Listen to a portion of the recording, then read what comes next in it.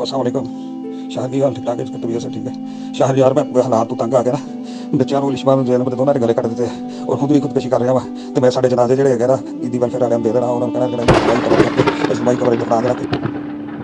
रात मैंने ये ऑडियो सुनी और बेबस हो गया। आंखें नमनाक थी, जहन सकते में था और अल्फाज जैसे हलक में अटक गए हैं। फैसलाबाद के इलाके महमूदाबाद का शहरी, जिसका नाम अतीक बताया जा रहा है, जो मकरूज था और मुफलसी के आगे बेबस हो गया, तो इसने अपने एक दोस्त को वॉइस मैसेज किया और इसने अपनी दोनों बेटियों को ज़िबा कर दिया और अब खुदकशी करने लगा। बहुत आसान है ये सब कहना, लेकिन कोई तसव्वुर की आंखों से देखे तो सही कि इसने कैसे अपने फूल जैसी बेटियों की गर्दन पर छुरी चलाई होगी, इसके हाथ डगमगाए होंगे। बेटियों ने पूछा होगा, बाबा ऐसा क्यों कर रहे हो, ऐसे मत करो, लेकिन इसने लोगों की बेबसी के आगे हथियार डाल दिए होंगे। इसकी जिम्मेदारी हुक्मरान वक्त पर तो होगी, लेकिन इसके साथ साथ मैं, आप और ये माशरा भी इसका जिम्मेदार है। पाकिस्तान का मानचेस्टर, लायलपुर चिमनियों का शहर, सोना उगलती जमीन, एशिया की सबसे बड़ी धागा मंडी, ज़रूरी आलात बनाने का शहर, हजारों पावर लूम्स का मस्कन, हर जुमा मदीना पाक में पढ़ने वाले पाक बाजों का शहर,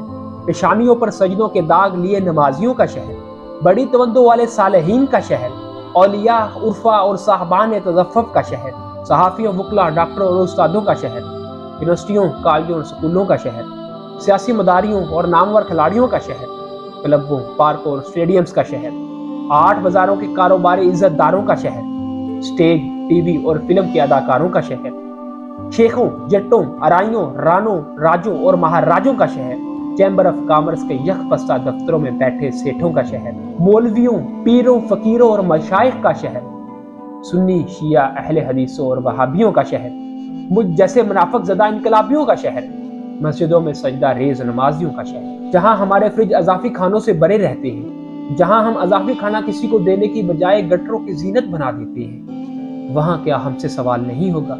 बिल्कुल होगा, और हमारे पास जवाब नहीं होगा इसका।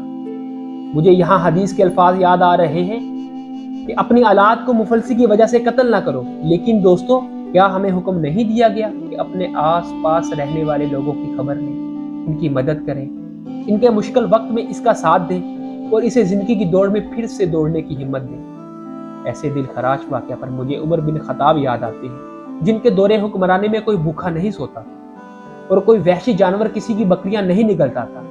एक दुख, दर्द और बेबसी से आप सबसे इल्तिजा है कि अपने आस पास सफ़ेद पोशों की खबर गिरी करते रहा करें और चुपके से इनकी मदद करते रहा करें। अल्लाह मेरे और आपके घरों को आबाद रखे और हमें दूसरों की मदद करने वाला बनाए। आमीन सुम्मा आमीन।